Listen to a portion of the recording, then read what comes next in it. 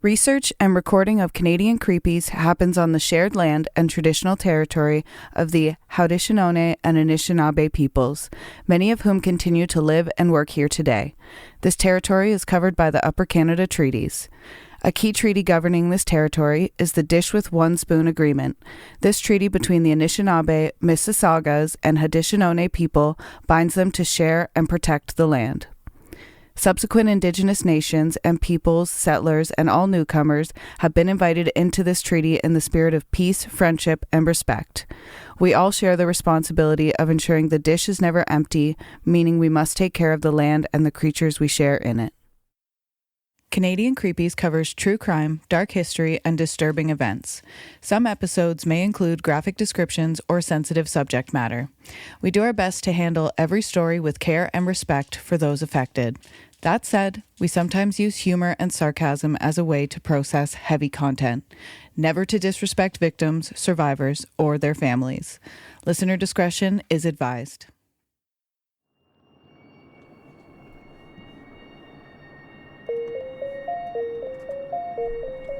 Alberta, home of the sweeping prairies, towering peaks, and spirits that don't rest easy.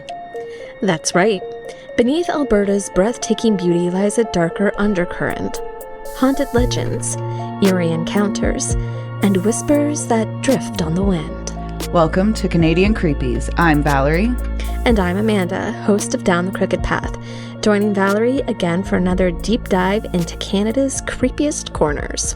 And we're doing things a little differently today. I left room here for us to do a little catch up instead of like after we talk about what the episode's about. Okay. You know what I mean? Mm-hmm. And one thing I wanted to do was shout out, we were talking about this. Amanda and I went to a punk and drag show last night. Shout out to the band Disastra and shout out to Cosmic Starlight? Cosmic Starlight, yeah. That's her name, I think. Let me just double check that quick. I know Cosmic was the first part of her name. There were crocheted it's Cosmic Starlight. Crocheted their whole own outfit. Mm-hmm. And it was fantastic. And a crocheted balloon. Yeah, to make balloon animals. To make a balloon animal. Yeah. It was and the makeup was fantastic. It was like tragic doll meets glam. Yes, I loved it. And they really did that Panic at the Disco one really well. Yeah. All three numbers were beautiful. Yeah. But that Panic at the Disco one was next level. Yeah. And then Disastra, the all-girl band, and I ended up knowing half the band. Yeah, all-girl punk band. I won tickets. I really wanted to go to this. I planned on going to this. When I discovered Disastra, they're an all-female punk band. I don't really like female, but I don't like girl. An all-woman punk band. Let's say that. Mm-hmm. They're an all-woman punk band. I say female because they describe themselves as channeling their feminine rage. Yeah. But I like woman better, I think. Yeah. It just seems more respectful. Anyway, I'm overthinking it as usual. So I was like, oh, Amanda, do you want to come with this to me last minute? And she was like, totally, pick me up, everything. And then we get there and she knew half the band. They were all like, Amanda. And I was like, oh, hey, how you been? What's up? And I was like, wow. And I was a little starstruck. I was tired, but I was also a little starstruck. But it was a great time. I haven't been to a punk show in I don't know. Yeah. 100 years. Yeah, same. They definitely had that like 80s punk rock vibe, like the entire audience and everything. Yeah, it carried through. It carried through to the audience. Yeah, even like us, the way we were dressed a little bit. The ambiance was there. It hit. It was great. 10 out of 10. And shout out to the Warehouse in St. Catharines as well. Okay, so I wanted to do like, I've been meaning to do this for a few episodes now. There is like a really cool Instagram community of true crime podcasts. And I wanted to shout some of them out. Some of them, like, you know, the ones that I have personally listened to. Now, my saved episodes on my Spotify are currently at 229 episodes. So I'm really behind, but I try and listen to like 5 or 6 episodes a day. So some stuff like I've saved a month ago, I haven't come on to yet. But Haunted Hangout podcast, I wanted to shout them out because they are also Canadian, but they don't do just Canadian content. They're like from Burlington or something. So somewhere super close to here. Yeah. So shout out to them. I wanted to shout out Creepy Shit Podcast because... Yeah, she's awesome. She's awesome. Big supporter. Big supporter. And I wanted to shout out Thick Thighs Creepy Vibes. Yeah, I listened to their podcast the other day while I was gardening on the balcony. Yeah, and another great Canadian true crime podcast. Who else did I want to shout out? I'm sure I'll think of some more. And then I wanted to also just like, I don't really do this that often because I don't really like to center like myself in this conversation, I guess. Tried not to do that. But I did want to let you guys know some of the podcasts that I listen to and sort of try and, if you're interested in what I'm doing behind the scenes and in my personal life, my personal Instagram profile is linked in our Canadian Creepies bio. You can find me, follow me. And I post every single day what episode I'm listening to.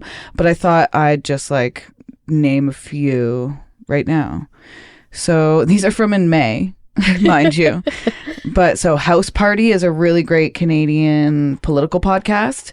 And it's nonpartisan. They'll have a conservative someone and an NDP someone and a liberal someone. Mm-hmm. And it's like a panel. They're not biased. They're not biased, yeah.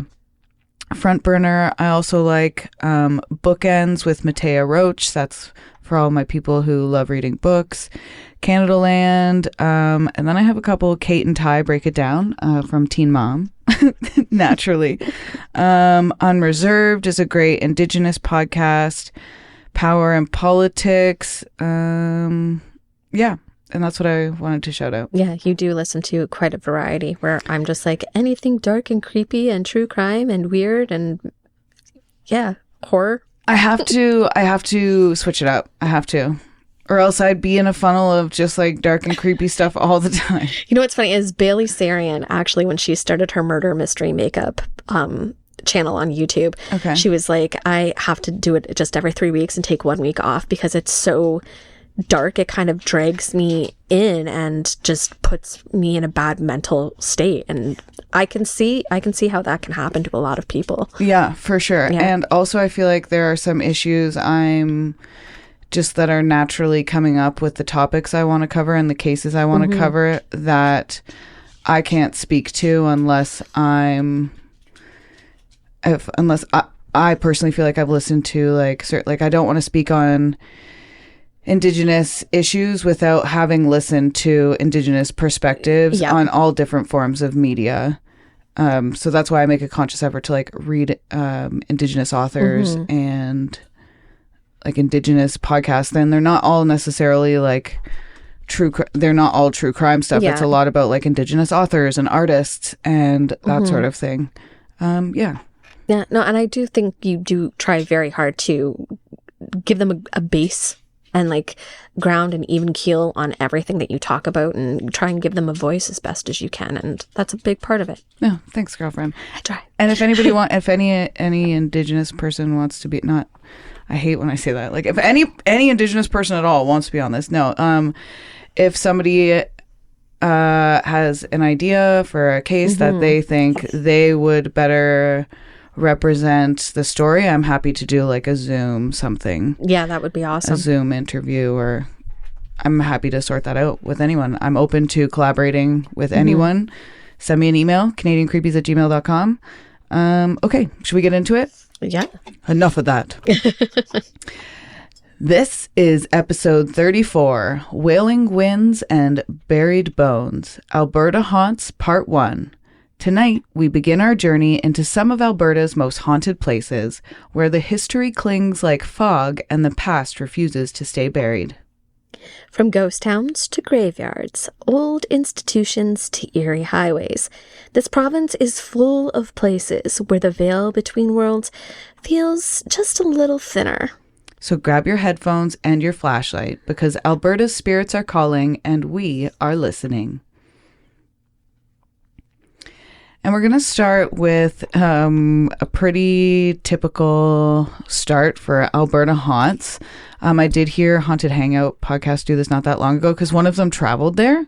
Oh, cool. Which is really cool. And just by coincidence, I had heard another podcast speak to this place as well, but I can't think of who it was right off the top of my head. Maybe Tea Tales and Talks. Oh, that's another one I wanted to shout out. Tea Tales and Talks. They're very active on social media as well. Very active. And I think they're Canadian as well. Awesome. Yeah.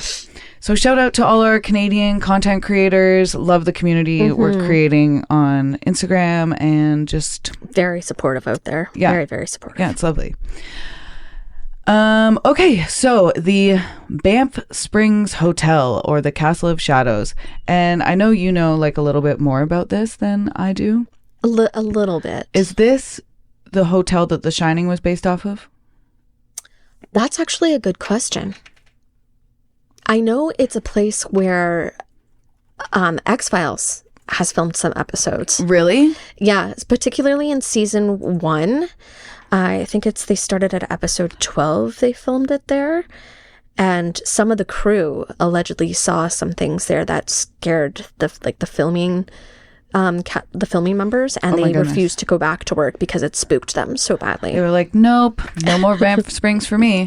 Dipping out. Yeah. Okay, no. Stephen King's The Shining was inspired by the Stanley Hotel in Estes Park, Colorado. Yes. So, my bad.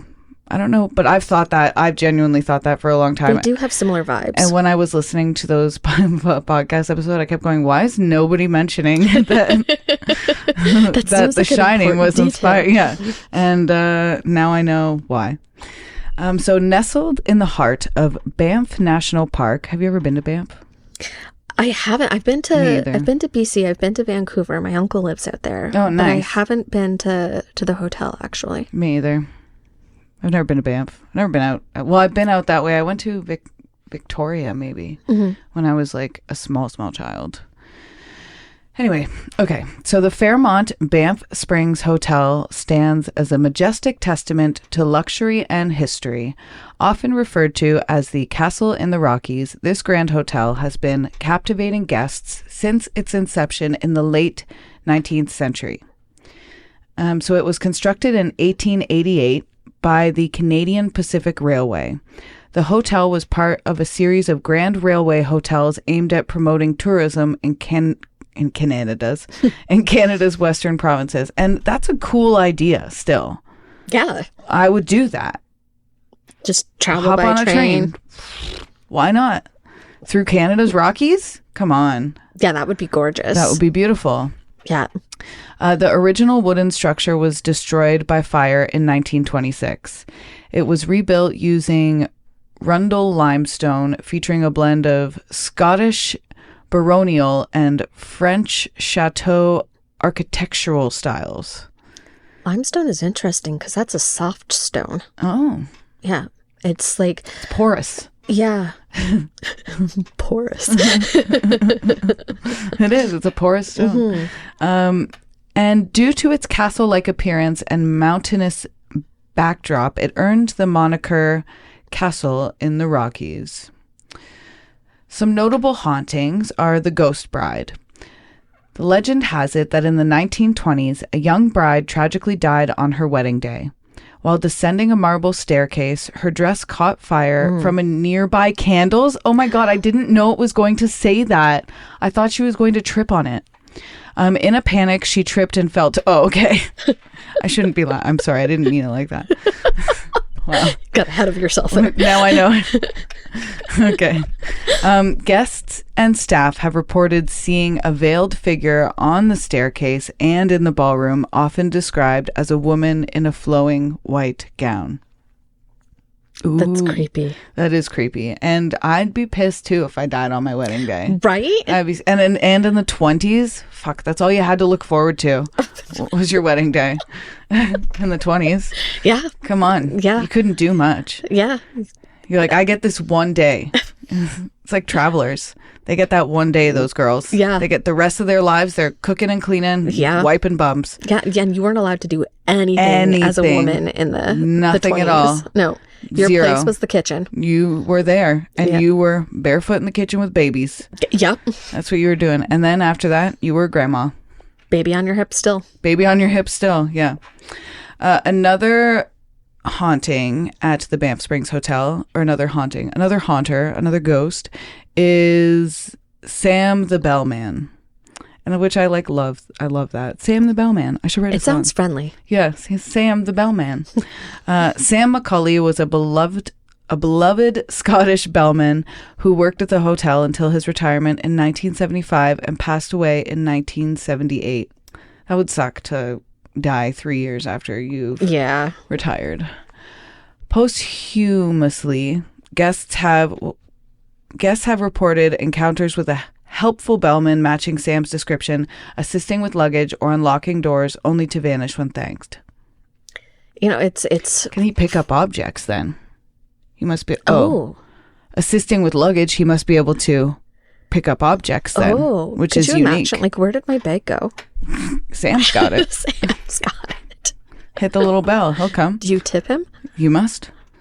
Tip your hat at the very least. Yes. Your metaphorical hat. Yeah. Leave him little trinkets and offerings. That's right. Little trinket. He can't have one of my sunny angels. No.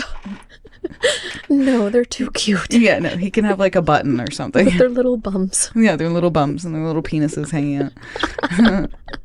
There's one right here. It's funny because in paranormal communities and paranormal psychology, there's a lot of research that goes into why ghosts haunt the places that they do. Mm-hmm. And sometimes it is linked to where they died, whether if it was something tragically, like dying on your wedding day because your dress caught fire and you fell down the staircase. Yeah. Or there's others who suggest, and this is one that isn't talked about very often, being a place that has a big emotional connection to you. So even though you didn't die there, it's where you remember being most and enjoyed being most when you were alive, like Sam. And there's one ghost that I know of. I would haunt this house. I could see that. It's comfy. This. I love it here. It's cozy. If I died out there, I'm here. I'm coming back. And I'm attaching myself to Kyle and Felix forever. Yeah, I could see that. Or maybe I'll just move on. I don't know. No, if I died soon, I'd I'd be traumatized. I'm reincarnating. Oh, as what do you think and hope?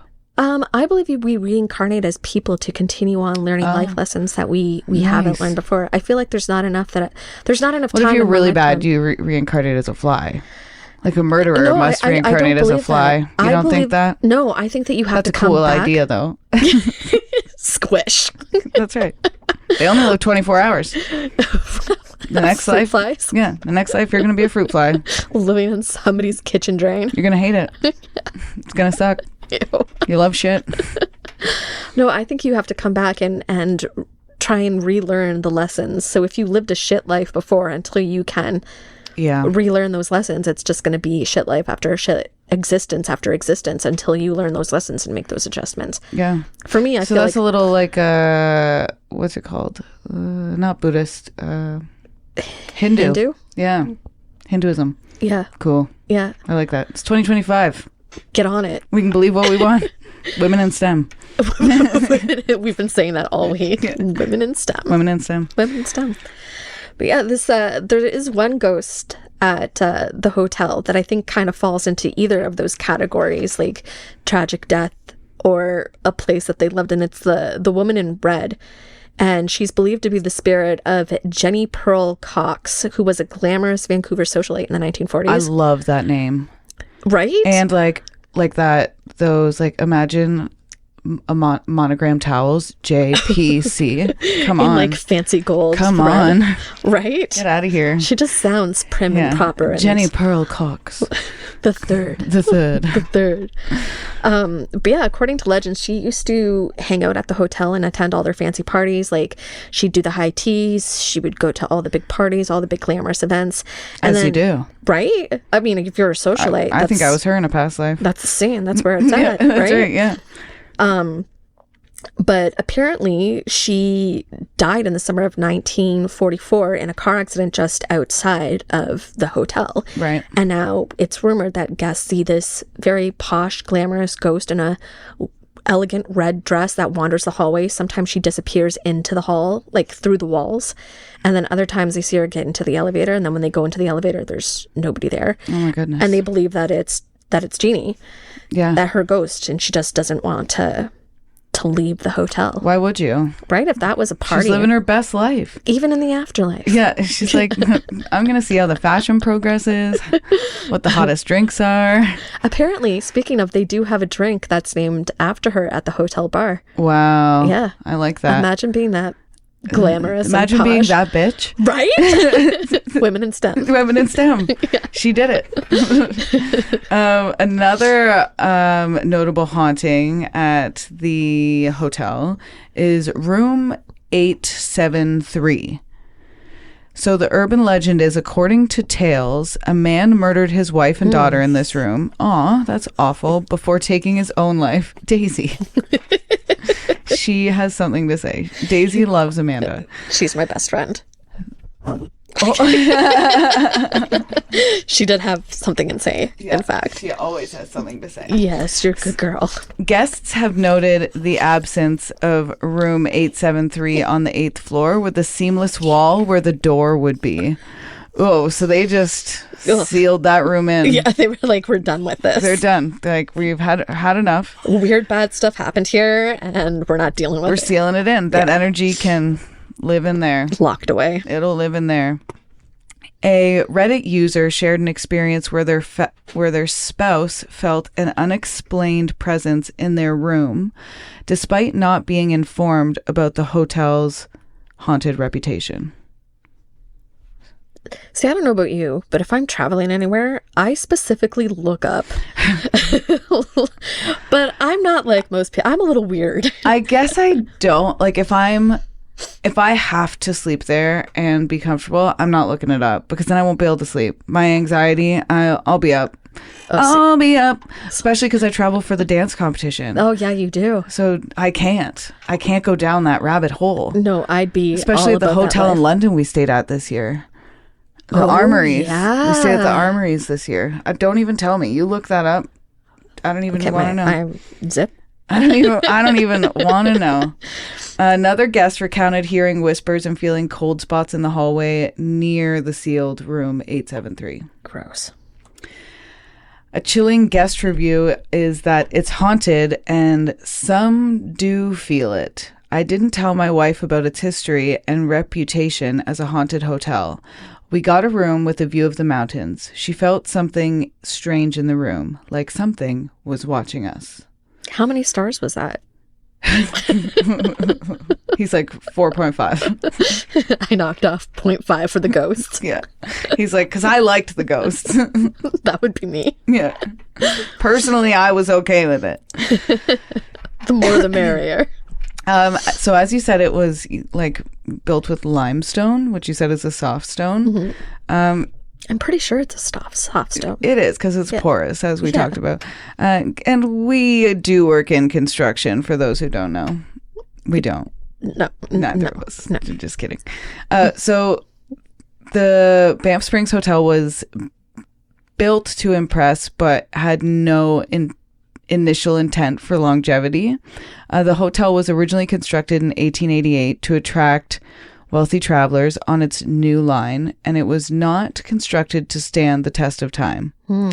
It was meant as a luxury pit stop in the middle of the wilderness, not as a permanent fixture. Yet today, it's a National Historic Site and one of Canada's most iconic and haunted hotels. And the hotel itself actually burned down in 1926. But ghost stories escalated afterwards. A major fire, isn't that wild? Yeah. A major fire in 1926 destroyed much of the original wooden structure. After the rebuild, featuring more stone, dark hallways, and Gothic architectural touches, ghost stories multiplied. Well, yeah, you built a home. Gothic architecture. I wonder, you basically said, hey, come live here. Some believe the new design trapped energy, or that the fire awakened something already there. But from opulence and elegance to locked doors and lost souls, our next stop takes us behind real bars. Do you want to read this one? For Saskatchewan? Yeah. Yeah, I could go for it. Go for it, yeah. Oh boy. Now you don't have to hear my voice. I'm like, that's it. Cut. Cut. We gotta restart this. All right. So, nestled along the banks of North Saskatchewan River, Fort Saskatchewan holds storied past that intertwines with law enforcement, justice, and the supernatural. Once a pivotal site for the Northwest Mounted Police, or NWMP. Awful. Right? Horrible to read. That is NWMP, but also it sounds like a kill. It sounds like NWA. Just because of the N and the W. It looks like that too when you're looking at it off of a white screen. Yes. Yeah, that's right. Yeah. Hurts your eyes. It does. And then later it was a provincial jail. Its walls have witnessed tales of crime, punishment, and lingering spirits. Ooh. So the historical background was founded in 1875 by the NWMP. Fort Saskatchewan served as their second fort in Alberta. It became a central hub for patrols, extending as far as Fort Simpson and Chesterfield Inlet. In 1911, it was they transferred the property to the Alberta government, leading to the demolishment of the original fort to make way for a provincial jail. Okay, wait. So it was a fort, and then they turned it into a jail? Yeah. Served as the second fort in okay, gotcha. Keep going. Sorry. I was just like, I was listening, but I was just like, okay, wait. So it was, gotcha. Gotcha. Yeah. So the new facility opened in 1915, addressing the overcrowding issues of the earlier guardhouse. And then there were executions as well between 1914 and 1960. Oh my Lord. That's like 1960s, not that long ago. Right? Like, just not that long ago. Not even 100 years ago. No. We were just, the government was, Alberta was straight up executing people. There are still people alive that like now that were there for that witnessed that. Yeah. Creepy. Yeah. Super creepy. I dig it. It's been dug.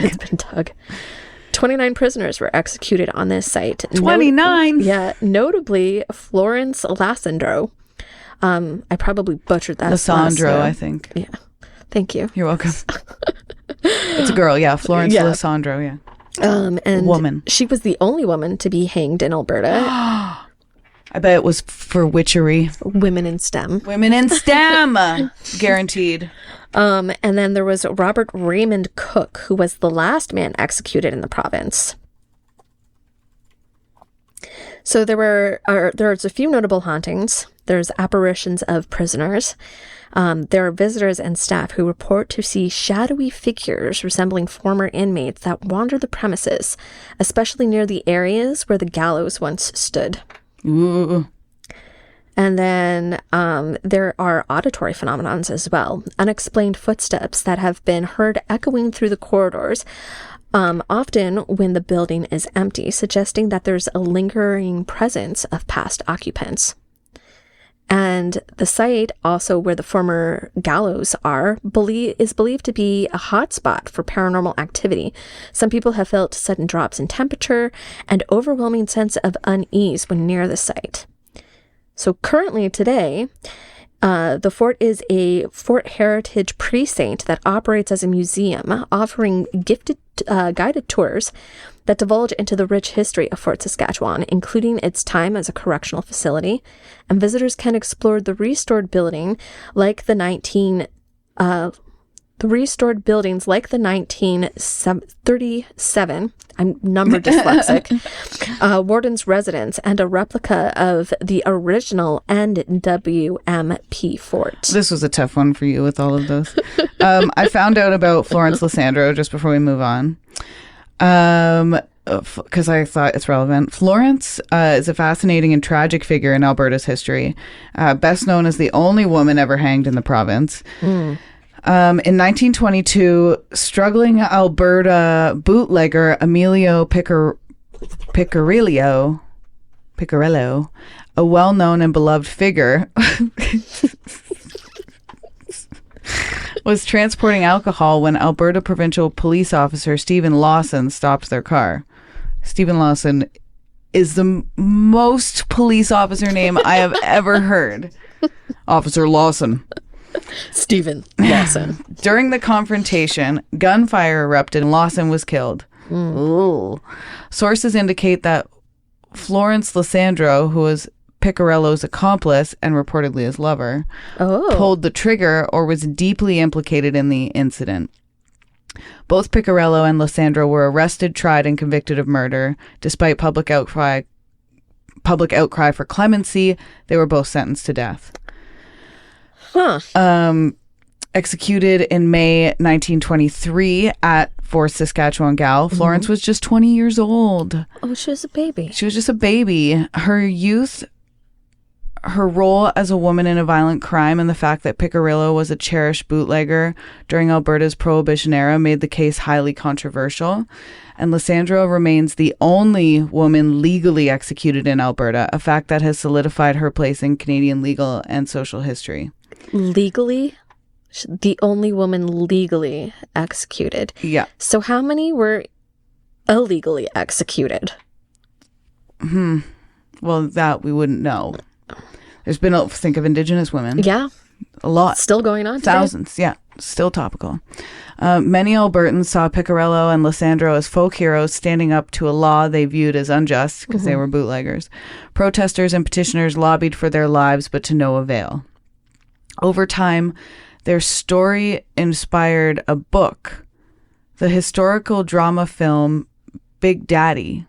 What? In 1999. What? I don't think that's right. The Adam Sandler Big And Daddy? public folklore cementing their roles as tragic, defiant figures. Okay, now I need to ask about that. Is that what the one they're referencing? Adam Sandler? Yeah. With the little Sprouse kids? Yeah.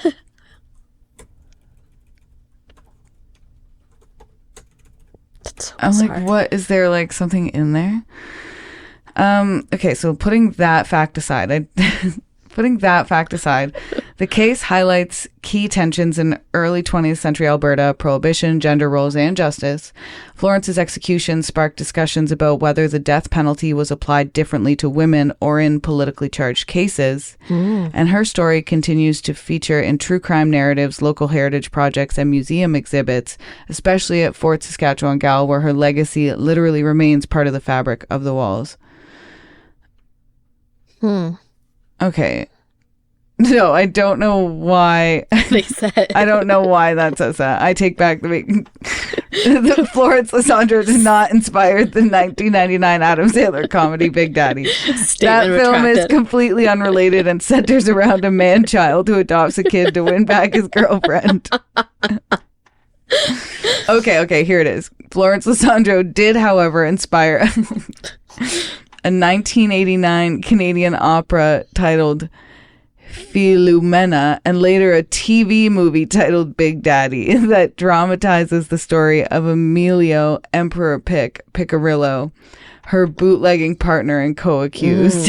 That's where the lines got crossed. Yes. So it's also called Big Daddy. So this Canadian television film was part of the Scales of Justice series by drama. What a leap. Yeah. Robert Cooper, and featured on CBC. It focused on Emilio Picarillo, nicknamed Big Daddy, and his relationship with Florence Lysandro during Alberta's Prohibition area. I was wondering where the Big Daddy came in. Yeah, I was so confused. All right. Now you know. The more you know. Okay. I'll do the next one. Sure. Do you want to do that little line at the end of the last one? I'm not even on that page anymore. Oh, I'll do it. I'll do it. I'm ahead of myself. I'll do it. The spirits of the condemned may linger behind stone walls, but what about a town swallowed whole by stone? That was good. I like that. Thank you. I couldn't have done that myself. That was pro. Thank you. Yeah. Okay.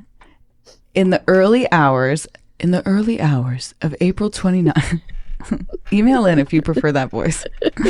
In the early hours of April 29th, 1903, the tranquil town of Frank, nestled in Alberta's Crow's Nest Pass, was abruptly awakened by a deep, ominous rumble.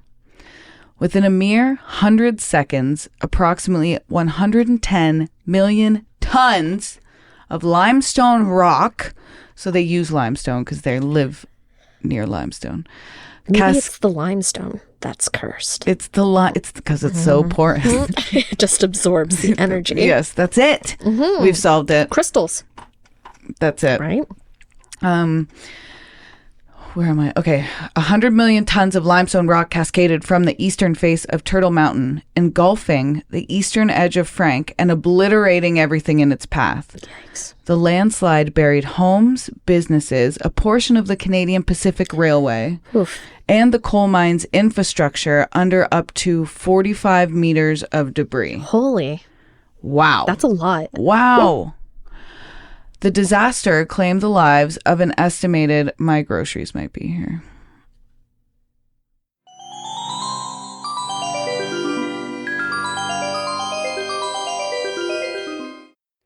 All right, creeps, real quick. If you've got a Canadian business or project that you want to reach our spooky little corner of the podcast world, we've got ad space available on Canadian Creepies. And hey, if you're an artist, activist, podcast host, musician, writer, content creator, actor, or just someone with a strange or chilling story to tell, we'd love to hear from you too. We're always open to collaborations with folks who vibe with our creepy, curious little corner of Canada. Email us at CanadianCreepiesPodcast@gmail.com and let's get weird together. You. Yeah, you.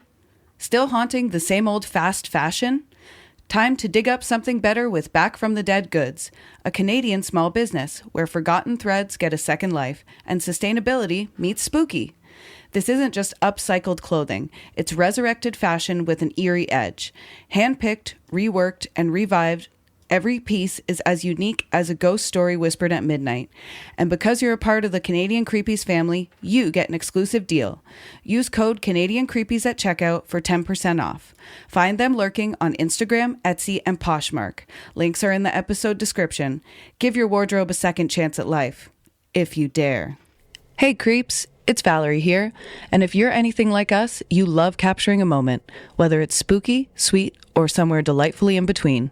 Let me introduce you to our go-to for stunning shots, darkroom photography, based right here in the heart of the Niagara region. Mel, the brilliant eye behind the lens, is a lifestyle and creative photographer who brings a little bit of magic and maybe a touch of mystery to every session. She's got all her prices listed right on her website, super transparent, no tricks, and she runs killer seasonal specials around Mother's Day, Halloween, Christmas, and more. I'm telling you, her Halloween sessions, creepy perfection. So, if you're in the Niagara area and looking to capture memories that are hauntingly beautiful, hit up Mel at mel@darkroomphotography.ca or check out her work at www.darkroomphotography.ca. That's Darkroom Photography, where your memories come to life, even in the dark. Let's take a moment during this break to talk about something that matters. Something that doesn't get to be background noise. The Anishinaabe-Moan word, Nikinagana, means we are all related, and we are. But relationship isn't just about words, it's about responsibility. Canadian author Naomi Klein once said, "It is not enough to say that we live on Indigenous land. We have to act as if we do." And one way to do that is by supporting Pay Your Rent, a grassroots mutual aid initiative that offers direct material support to Indigenous organizers across this land. It's not charity, it's rent. For those of us who aren't Indigenous to this place, it's a way to show up differently, to redistribute some of what's been taken. The Pay Your Rent Fund started as a one-time request for help in 2018 and grew into a nonprofit called Nikinagana. Your monthly or one-time donation can help provide food, hygiene supplies, housing support, and resources for Indigenous-led resistance and community care. So if you've ever said, "We're all related," ask yourself, are you being a good relative? Visit payyourrent.ca and find out more about how you can be part of something better. Now, back to this case.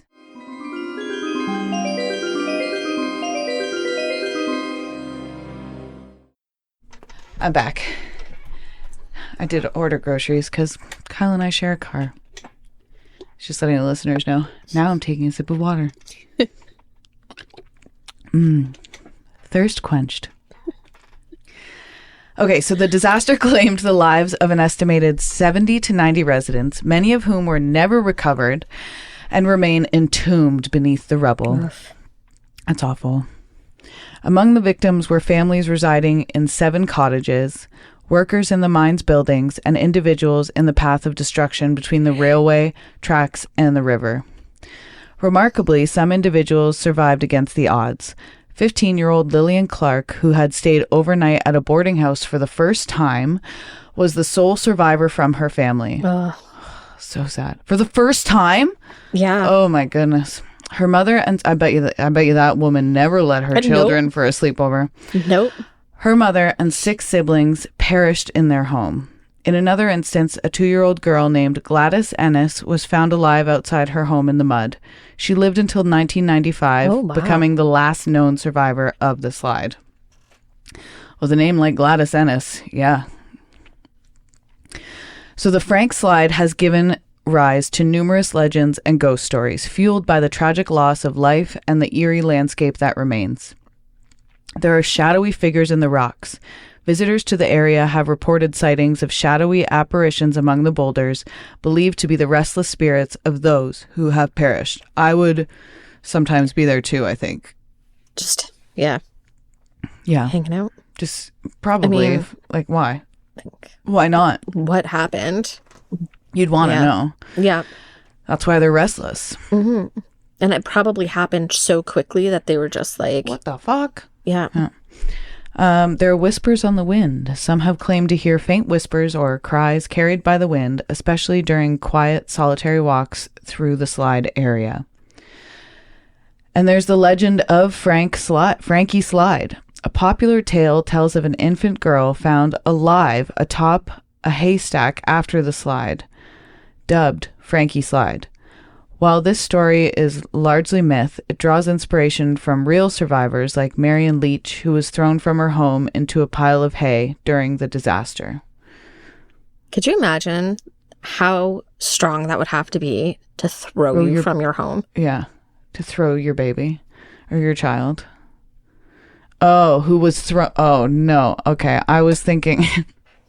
I'm thinking of parents throwing their children out of the house, but it's just they're being thrown from the rocks. Okay.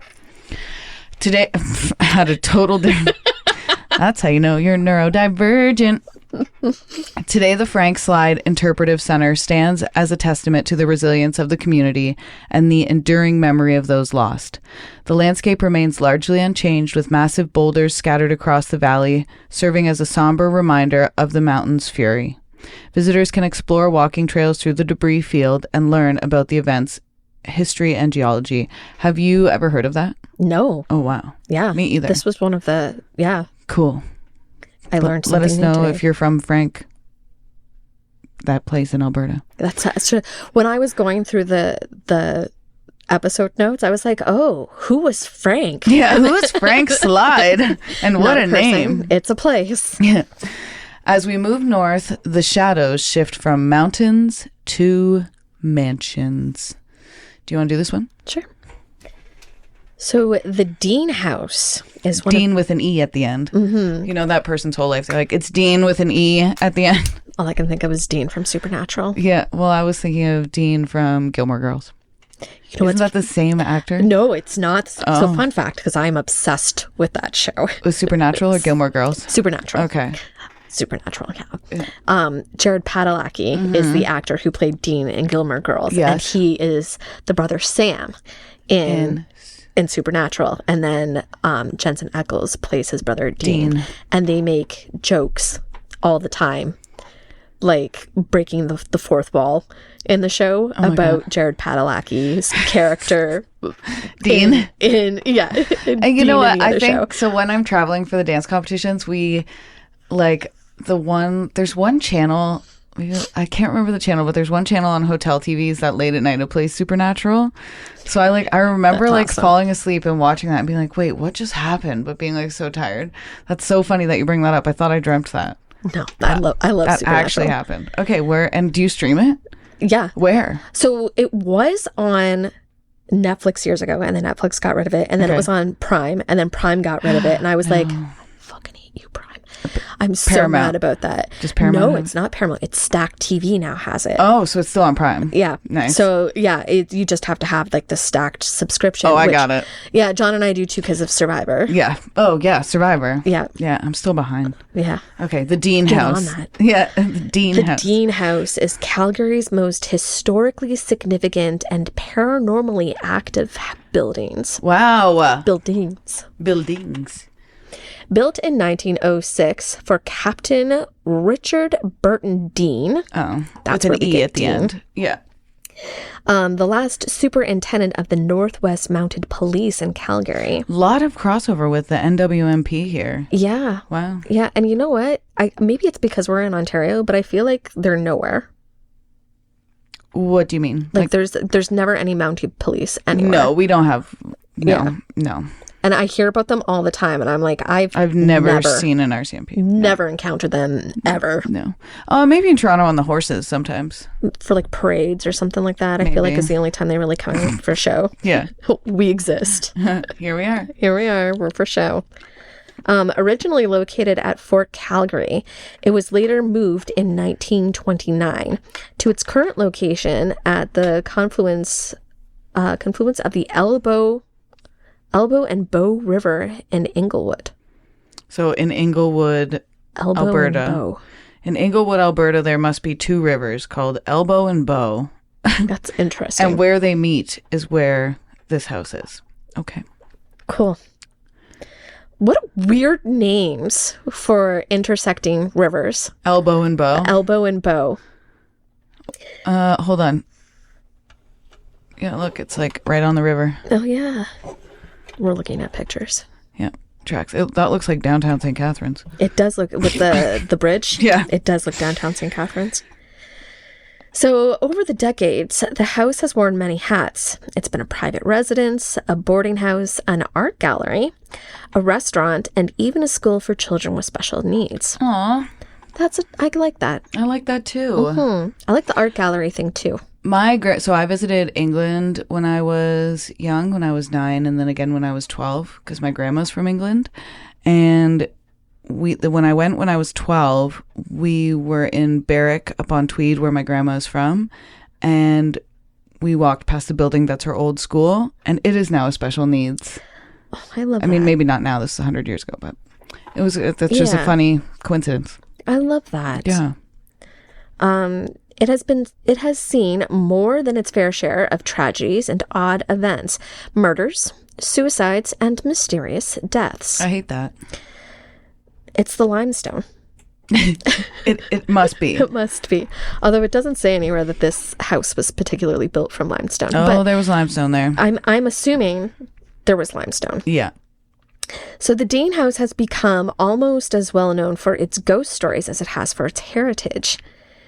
There are tons of paranormal reports. The house is infamous in Calgary's ghost tour circuit and often cited as one of the most haunted places in Alberta. Calgary, sponsor us. We'll come do a ghost tour. I would absolutely come do a ghost tour. Right? Yeah. Calgary, sponsor us. City of Calgary. Hint, hint, wink, wink. Nudge, nudge. We'll come there. So there's the woman in white. There's always a woman in white. Always. Or red. Yeah. Never any other or color. Or black. I feel like black isn't as common as those ones. Not as common, but usually white or red, yeah. Yeah, and no other... I never hear a woman in green. No, woman in purple. Yellow. No. Pink. Turquoise. Neon. Camouflage. No, that's not going to be for like 50 years from now for the people who died at raves. It's like I see... No, I've seen the ghost in neon. Or like a 90s ghost. No, I saw like a 90s rave ghost. Like, no, I saw a ghost. I saw a ghost of an adult human with a soother. Canadian tuxedo. Yeah. I saw a Canadian tuxedo ghost. There's memes that are like, why is it whenever there's a ghost, it's always like some, 18th century little child, and it's never like a woman from their 20s being like, it's Britney, bitch. Yeah. Like, that's Here true. I am. Yeah. We'll hear those stories. Give it 50 years. Yeah. So multiple reports have described the aperture as a woman in a long white gown, often seen drifting through the halls or peering out the second-story windows. Ooh, I feel like walking away. It's always a second-story window as well. I got chills when you said that. I channeled her energy. You did. Mm-hmm. Some believe that she is connected to a violent domestic murder that took place in the house. Though history records are murky, oral stories persist. I believe women. It happened. Yeah. And you know what? The records back then were not well kept or maintained. Especially about women. Mm-hmm. Highway of Tears. I know I've said that before, but Highway of Tears. Highway of Tears. To this day. Her appearance is often accompanied by the scent of roses or the sudden drop in temperature. Oh, I love that. Roses are going to be my scent too. In the episode I did lavender. Actually, lavender is, I was just going to say, in the episode I did for you about I think it was episode 4 with the hauntings in Niagara-on-the-Lake. Yes. The Brockmore house. Yes. She's lovelorn and people recognize her by the scent of lavender. Yeah. Yeah. I remember that. Women in STEM, our ghosts bring in, So we like to let you know. Know Bet the man ghosts just smell like farts. Dirty socks. Ugh. She doesn't move. People have said that she doesn't move like a living woman. One former staff member told Calgary Herald. The newspaper, the Calgary Herald, yeah. It's like she floats. You turn some corners and she's just there. Ugh, that's creepy. I want to go to the Dean house. This sounds great. Out of all of these, I think this so is my far, favorite. yeah. There are blood stains that reappear. Ugh. One of the most disturbing stories involves blood stains that return no matter how many times the floor is scrubbed or refinished. The most notorious area for this is the former study turned dining room, where a man was allegedly shot during a gambling dispute. Oh. The cleaners and construction crew have reported all the dark stains continue to seep up from the floorboards. Oh, that's so creepy. Scary.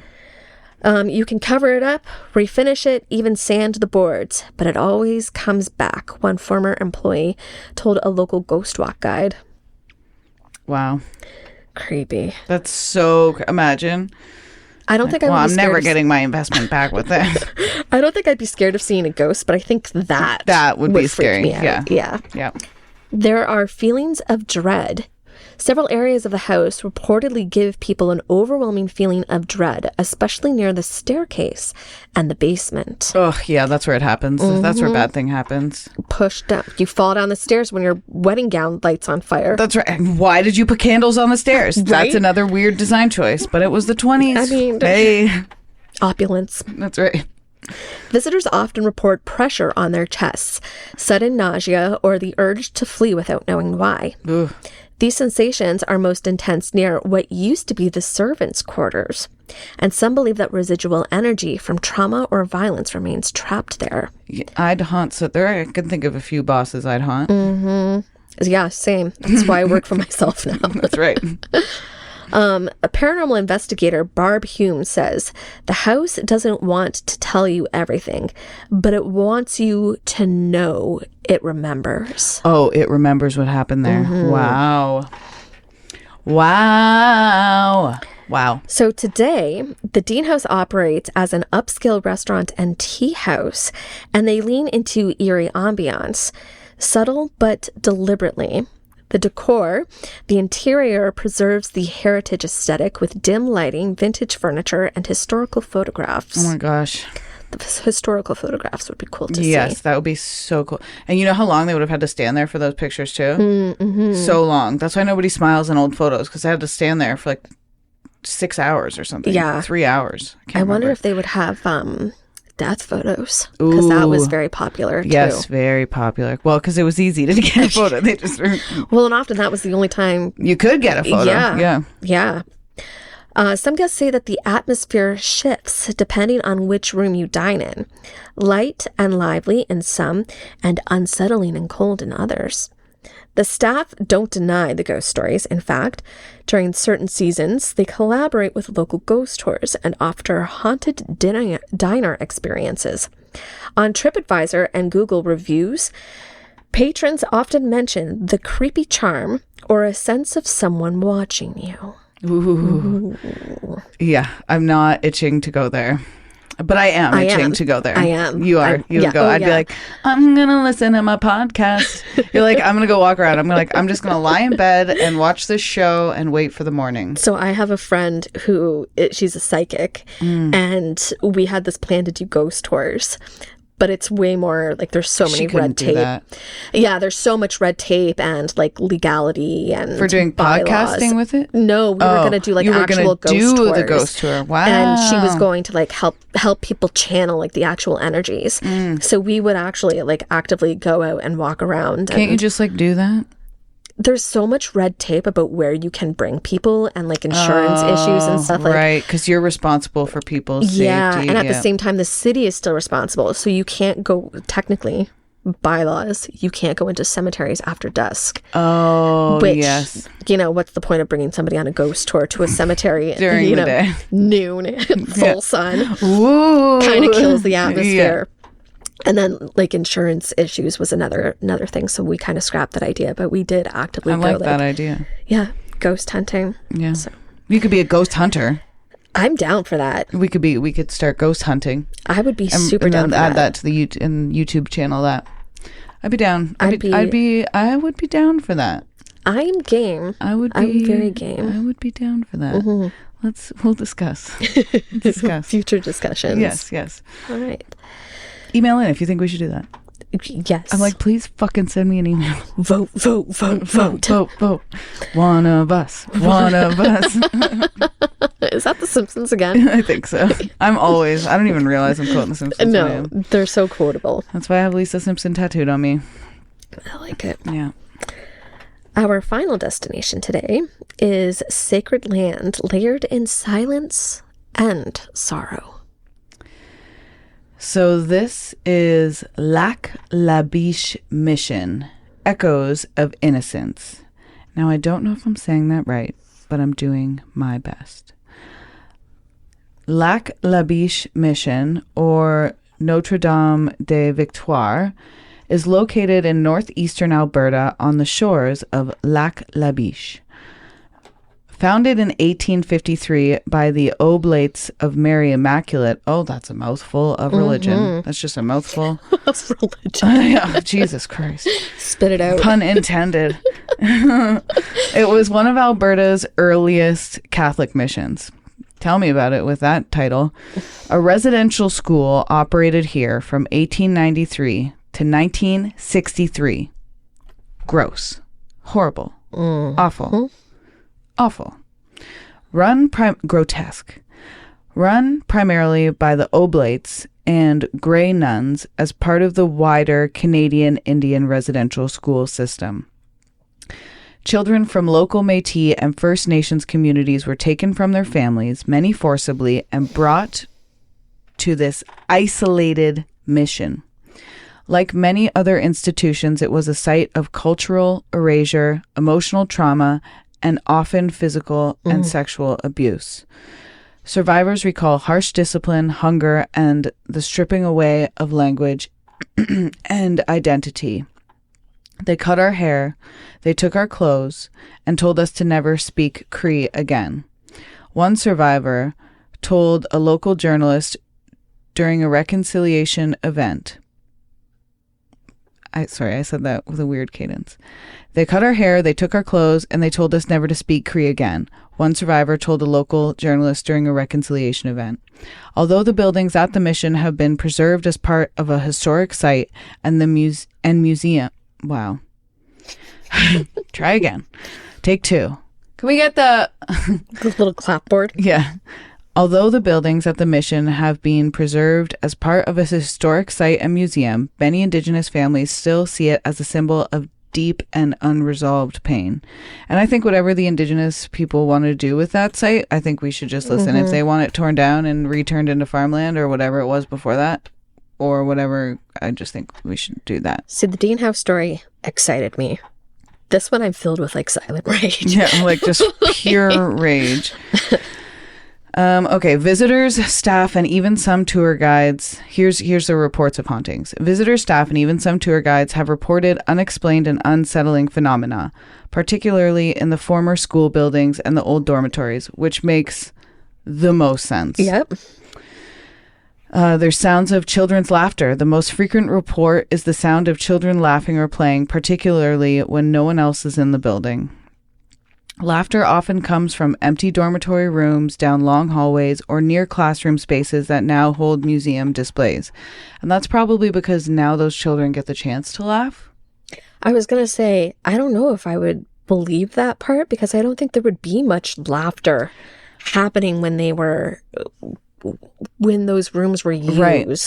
Yes. But I get what you're saying too. Yeah. I would think if those are like, if they're unresolved energies chilling to scare whoever would be there, like if they're like haunting it as like a I'm gonna get you back sort of thing. This is like, I'm reclaiming it. I'm reclaiming it. Yes. Yeah. Yes. Hey. But yeah, I see what you're saying too about because they wouldn't have been laughing. There would have been hardly any laughter. It would have been horrible. I know, but they could be laughing as they're free now. They're free now. Yeah. Yeah. Some report that it is not playful. Look, here we go, get ahead of ourselves again. Some report that it is not playful, but echoes with a strange sadness or distance as if coming from another time. You'll hear it clear as day. Little footsteps, giggles, but there's no one around. It doesn't feel like a haunting. It feels like a memory you're intruding on, said one former employee during a CBC interview. But they wouldn't have been laughing there a lot, so who knows? Witnesses describe shadowy figures of children, especially near staircases or peeking through windows. One visitor described seeing a small girl in a nightgown staring silently at them before vanishing as they entered a room. And tour guides report that cameras will glitch or freeze when trying to film in certain rooms, especially in former sleeping quarters. That makes sense. Right? The energy is just too strong there, and some places aren't meant to be recorded. And a sleeping place would be a private place, and if there was sexual abuse going on, I would imagine it would be in most likely in that area. Yes. And I agree. Don't want to relive that, don't want to re-witness it, and just shut down that. Shut it down. And some places you're meant to just be present with the energy that's there. Yeah. It's like some of the children never left, said a local paranormal enthusiast, or maybe they can't. There are unexplained figures in photos. Many guests who take photos, particularly in the chapel, dormitories, or near the edge of the school building, have captured unexplainable things. I was going to say unimaginable because I'm like, why are you taking tourism photos there? Again, it would be like if you're anyway. It's okay. We don't have to get into that conversation. Like the 9/11 place, I wouldn't bring my camera to. Exactly. These include faint outlines of small figures, glowing orbs of light, and in some cases, clear faces in windows or mirrors where no one was present. Staff have collected some of these photos, and while they don't advertise them prominently, they have been shared in oral histories and private ghost tours. I don't think they should be doing ghost tours there. I agree. I think that's a little uncouth, a little bad. So this story is not a story of thrill, it's one of memory. Any paranormal activity here must be understood as a part of larger unresolved legacy of violence and loss. This haunting is not entertainment, it's a reminder of the thousands of children who never made it home and the intergenerational trauma that still reverberates. And that's actually goes to just a larger of any of these places we've covered that are haunted, although some of the stories are wild and we are sort of approaching them with some humor. They're captivating. Yeah. There's still, these are still people who lost their lives. These aren't just ghosts. These are stories that were never allowed to be told, said Cree elder Marlene Quinney at a 2015 healing event held near the site. Rather than imagining these as spirits who haunt, think of them as echoes of innocence, children who long to be acknowledged, heard, and remembered. Sad. Yeah. Okay, so our next little segment we're doing, this is Amanda Don't Look. Oh yes. This I thought would just be, I want to just lighten the mood a little bit. Yeah, that last one was heavy. It's heavy, yeah. So we're going to do a quick true or false. And yeah. Okay. I dig it. But we'll try and do them fast. Okay, it's okay. Okay. I'm game for whatever this is. Okay. I have no idea. Okay, so here are 10 spooky true or false haunted facts about Canada. Canada in general, not just Alberta. Right, Canada. Okay. If you don't know, you can just guess because you got a 50-50 shot. So the Banff Springs Hotel, and some of them we covered today. So the Banff Springs Hotel is haunted by a bride who died on her wedding day. True. Legend says she fell down a marble staircase in her wedding gown, and guests still report sightings of her ghost in full bridal attire. Oh, and I'm doing this sort of a la So True with Caleb Heron. If anybody listens to that podcast. Okay. True or false? The ghost town of Tranquil, British Columbia was once a tuberculosis sanatorium and is now completely abandoned. Oh. Which ghost town? Tranquil. I'm going to say true. True. The site includes a tunnel system beneath the buildings and is known for eerie whispers, shadowy figures, and sudden chills. TB was no joke. That's right. You did an episode on this. I did do an episode on Down the Crooked Path. I recently listened to it. Yeah, Mercy Lena Brown. That's right. The CN Tower in Toronto is considered one of Canada's most haunted locations. I'm going to say false. Yeah, false. While impressive and tall, the CN Tower doesn't have any widely recognized ghost stories tied to it at all. The Fairmont Chateau Frontenac in Quebec City is haunted by the ghost of Louis de Boed, Count of Frontenac. Yes? Question mark? It's true. Many believe that the Count's spirit lingers in the hotel, reportedly searching for his lost love. Keg Mansion in Toronto was once a private home and is haunted by a maid who took her own life in the foyer. True. You knew that. I did know that one. Yeah. Guests and staff have reported sightings of her ghost, especially near the staircase when she was found. Nova Scotia's Oak Island is said to be cursed and haunted by 7 ghosts, one for each person who must die before the treasure is found. I'm going to say false. It's true. Oh. That legend is part of the Oak Island curse, and 6 people have died there to date. And there's a show, Oak Island. And it's John and I laugh about that show all the time. We're like, how many seasons? So many. It's because this last person hasn't died. Yeah. That's creepy. Right? I didn't know that. See, Oak Island is one that doesn't interest me for some reason, but I watch it sometimes. I guess I'll dive into it. Yeah, at some now point. You're gonna have to. Yeah, I guess so. If you want us to review the show, we'll start from season 1. Oh my god, we'll stream it on Twitch. You have to come over. We'll set up a camera. I love it. If you guys want that, we'll do it. I'm like, anything you want us to do, we will do. Jump. How high? Just because I work for you doesn't mean I have to spit in your mouth. That's my new one.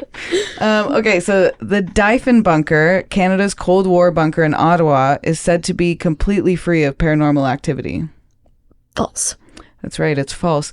There are reports of unexplained sounds and sightings in the underground halls, despite its modern origins. The St. Louis ghost train in Saskatchewan was proven to be a hoax and never had any unexplained elements. False. False. While some claimed it was caused by distant car headlights, many locals still report seeing the phantom lights with no source. I did an episode on that. My Saskatchewan one. Yeah. British Columbia's Riverview Hospital was once a psychiatric hospital and is considered one of the province's most haunted sites. True. The now closed hospital has a long history of patient mistreatment. I'm saying that so. Let me say that again. The now closed hospital has a long history of patient mistreatment and ghost sightings, especially in the West Lawn building. And the last one, all haunted locations in Canada are open for public tours. False. That's right, it's false. Many are private property, closed for safety, or restricted for cultural, historical reasons, especially former residential school sites. So the reason I know that is because I just did the Haunted Valley, and that one you can only get in by like private water plains. Yeah. And I had an episode on the Haunted Valley. Where is that again? Saskatchewan. Northwest Territories. Northwest Territories. I talked about that in an episode. I don't know what one, but I know what you're talking about. Yeah, the Headless Valley. Or you did the episode on it. Yeah, it was Valley your of the episode, Headless is how Man. I know it. That's episode 2 with you. Episode 2. Refer to episode 2. Yeah. Okay. So what? I got 9 out of 10? You got 9 out of 10. Woohoo, look at me go. You get 1 friendship with me.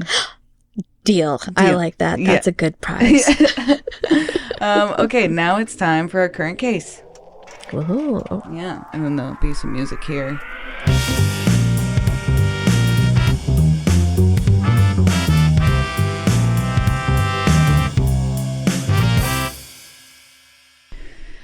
Our current case takes us to Edmonton, Alberta, where a 20-year-old international student was gunned down during an overnight security shift. Yeah, so this was December of 2024. Oh, recent.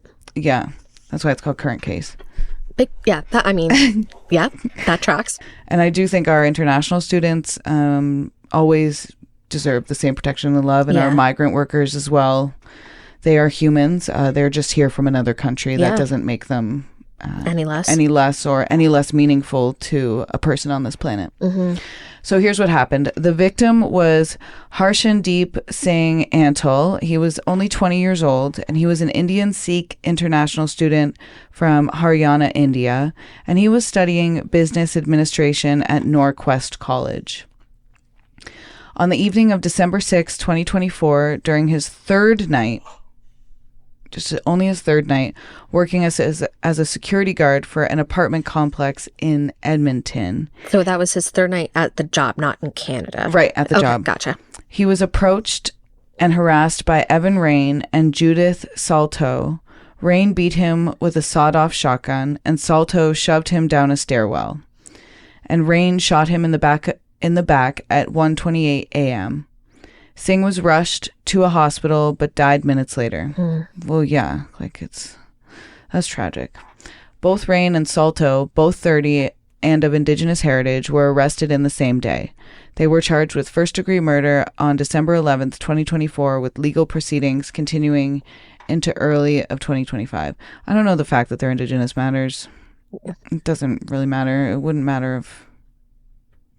Anyway. White, black, Asian. Yeah, just sometimes the research I do, it compiles it from news outlets. So that goes to show that news outlets would have reported that they were Indigenous heritage. I say that all the time, that it doesn't matter. A lot of the prejudice comes from what the media portrays things as, definitely the way the headlines are produced, and even with the cops, this Stephen Lawson.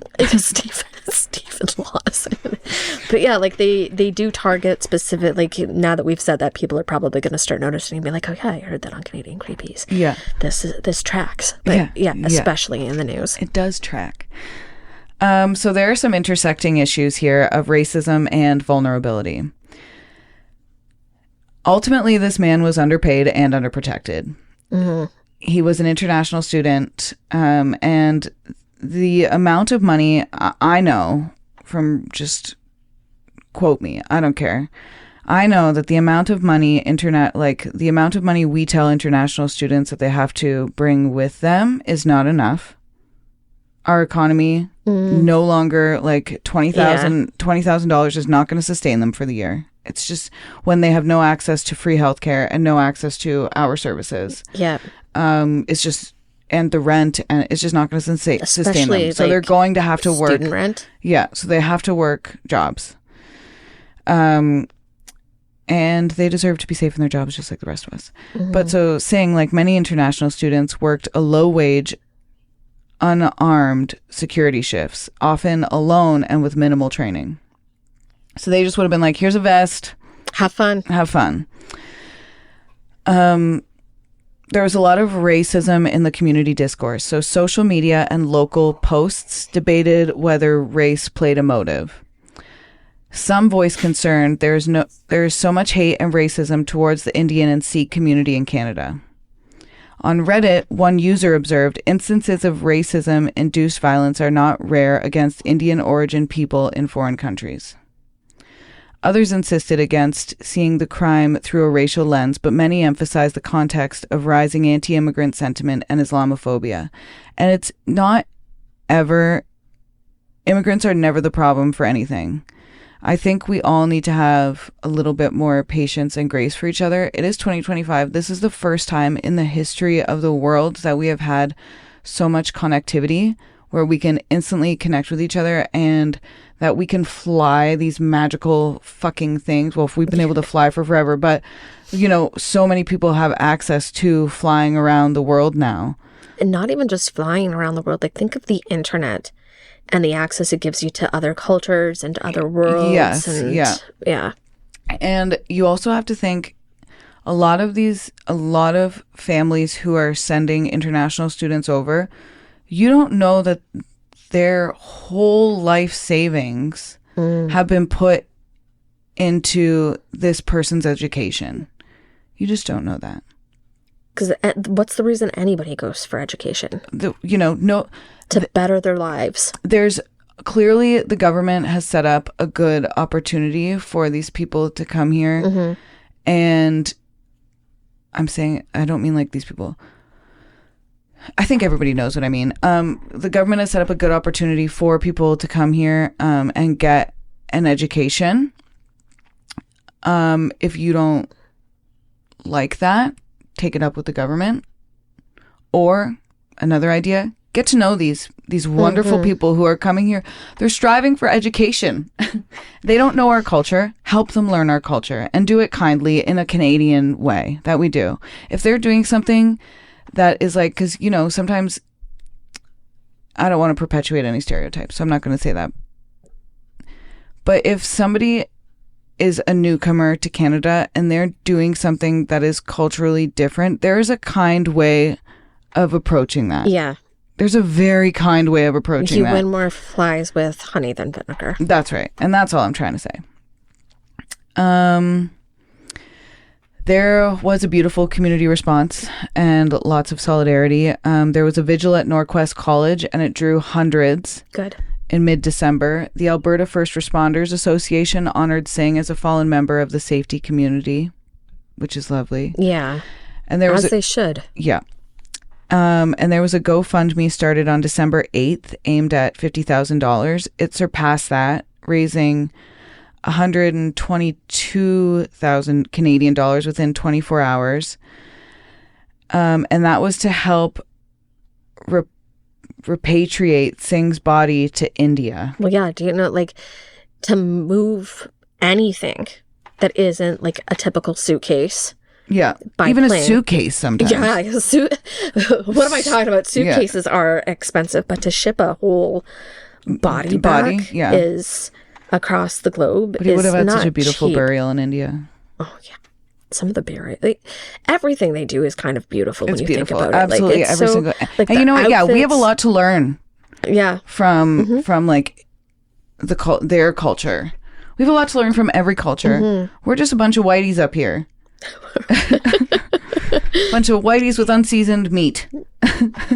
That's my mom. Right? Kara made dinner one time and Emma was like, oh, and her name's Karen. Kara. Oh, Kara. Yeah. Sorry, never mind. No, those are my sisters. Kara made dinner one time and my other sister was like, oh my God, this chicken is so good. What'd you do to it? She's like, salt and pepper. Four concepts of my mother's Cajun. Kitchen. Right. Paprika. Yeah. There's also there's some legacy recognition. There was in a memorial on December 15th, over 250 attendees paid their respects. Singh was remembered as a generous and selfless classmate, and he was remembered that way by community leaders as well. There are some systemic questions raised by this. Singh's death triggered concern about lone unarmed night shifts for international students and low-wage workers. Yeah. Industry voices highlighted that guards are often undertrained and underpaid, facing threats and harassment nightly. Mm-hmm. That's capitalism. That's capitalism doing this. It's capitalism and the landlords. And the landlords. The corporate landlords doing this. Many saw Singh's role as and there was a lot of, Another systemic question it raised was about racism and immigrant vulnerability. Many saw Singh's role as an international student making him particularly exposed to violence, especially in Alberta. Sorry, guys, but it's true. You guys, sorry, Alberta. Yeah. You guys know, the progressive of you know that you know. Social media discussions pointed out that Indian origin residents have faced escalating hostility. There are some policy implications. This incident reignited debates about providing better protection and training to security workers, the need for emergency backup systems, and framing international students as valuable contributors, not disposable labor. That's a problem in all industries. All industries. There have been so many hiring management who have come forward and said that like their companies are specifically telling them not to hire white Canadians, to hire English second language immigrants, because they aren't going to question the labor laws. They will work whatever hours for whatever wage.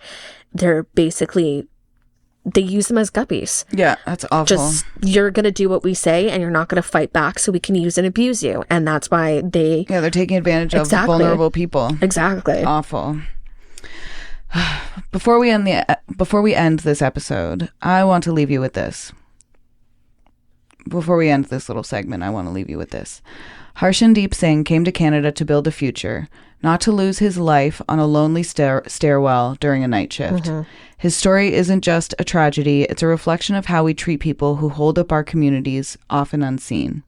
So, I invite you to think about who we protect, and who we ask to do the protecting. What does safety look like when it's denied to those who need it most? Let's reflect on how we can do better for immigrant workers, for students far from home, and for every person just trying to survive in a system that too often forgets them. Hear, hear. Hear, hear. And that brings us to the end of episode 34. From blood-stained floors and ghostly brides to echoes of children long silence, these haunted places remind us that history doesn't stay buried, it lingers. In the walls, in the whispers, and sometimes in the land itself. Whether it's spectral figures at the Dean House or the chilling stillness of the Lac La Biche. I'm glad you did that episode. Each site carries more than ghost stories. They hold pain, memory, and unresolved truth. Not all hauntings are paranormal. Some are historical. Thank you for joining us on this tour through Canada's shadows. Got a hometown haunting, a creepy encounter, or just something weird you can't explain? Send it our way. You might hear it in a future Hometown Horrors segment.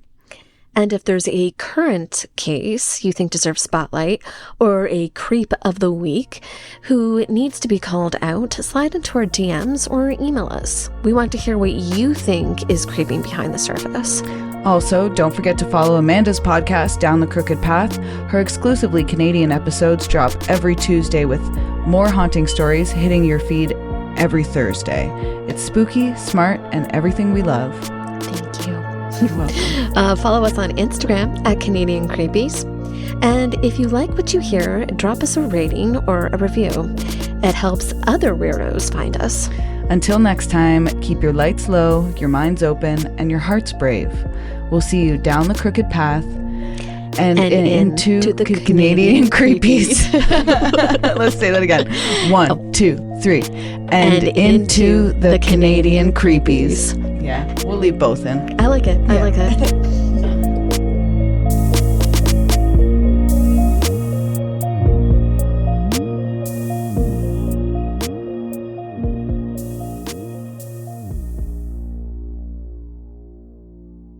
Thank you to Kyle McDonald for editing and composing our theme song.